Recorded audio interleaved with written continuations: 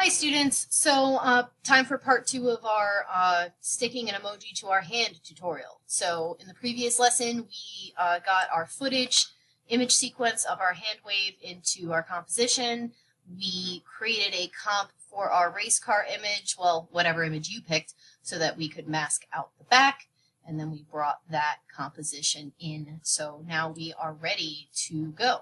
So how do we get the car to follow our hand? Well, in theory, we could keyframe the position of the car every tiny little step of the way so that it follows our hand. But that's really time consuming and really difficult. And it's also probably not that accurate. So we are going to use software to help us out. So first of all, we're going to start at the first point in the animation, so at the very beginning. And we are going to set our emoji exactly where we kind of want it to sit on our hand, and we are going to put it there, and that's it. So I'm going to close up. I had the transform tools open for the race car and for the hand wave. We do not need them. Okay, so now we are going to select the footage, which is our hand waving, and that footage is going to be the target of our motion tracker. It's going to be what our motion tracker is going to be analyzing. So over on the side here, we should have a panel called Tracker, and we are going to want to click on Track Motion. Okay, so once we click on Track Motion, we'll see that the car disappears. And that's because we've moved over to isolation mode, which many of you discovered by accident in the previous couple of lessons. So if we click back over to our composition, there's our both of our layers together. But if we click back over to our hand wave layer in isolation mode, we can see that we now have this little guy here called a tracking point. So a couple things about what this is. So this just kind of shows up here when you click on track motion, and you can adjust the size. And there are two boxes here. So the inner box is going, when you click and drag it, you are going to aim it at that little target on your hand. And this is going to define the area of pixels that the software is going to keep an eye on to see if it moves. And if it does, it's going to move the box with it. This outer box is sort of like a safe area that there's a possibility that the software should maybe watch this area too.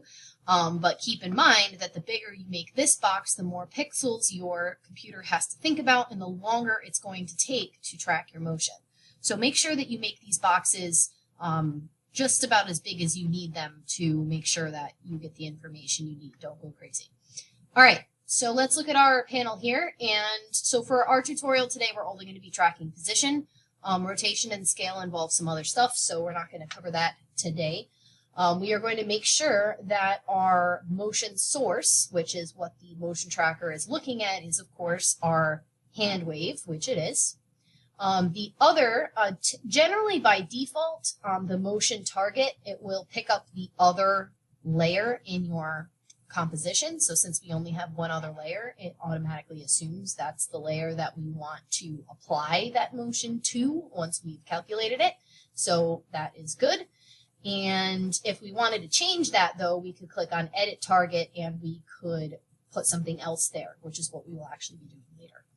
All right, so now we are going to click the play button, and what's going to happen is the footage is going to play, and we can see that as it plays, the box is following our hand as it moves. Now, sometimes when you get that motion blur, sometimes the box might have some trouble and it might get out of sync, and it is possible to pause the motion tracker and to change the size of the box midway, or to kind of reposition the box to give it some help.